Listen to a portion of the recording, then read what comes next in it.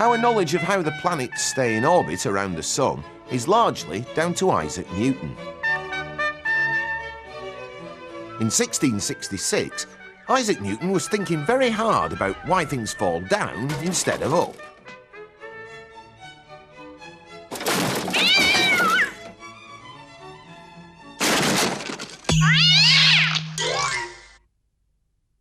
He came up with the idea of gravity.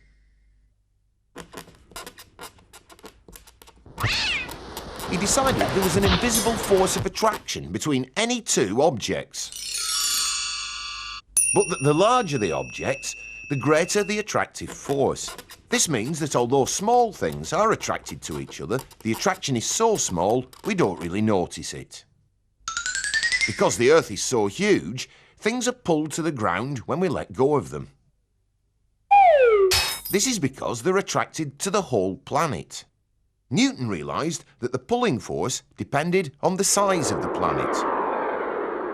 Mercury is smaller than Earth, so the pull of gravity is less. And on bigger planets, the gravitational force is greater.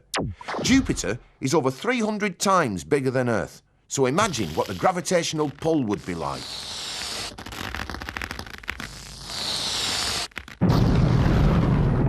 He also worked out that the further away from the planet you are, the smaller the pull of gravity. The Sun is the biggest object in the solar system. It's more than 1 million times bigger than the Earth, so its gravitational pull is big enough to influence all the planets, keeping them in a nearly circular orbit. It's a bit like a hammer thrower, keeping the hammer moving in a circle.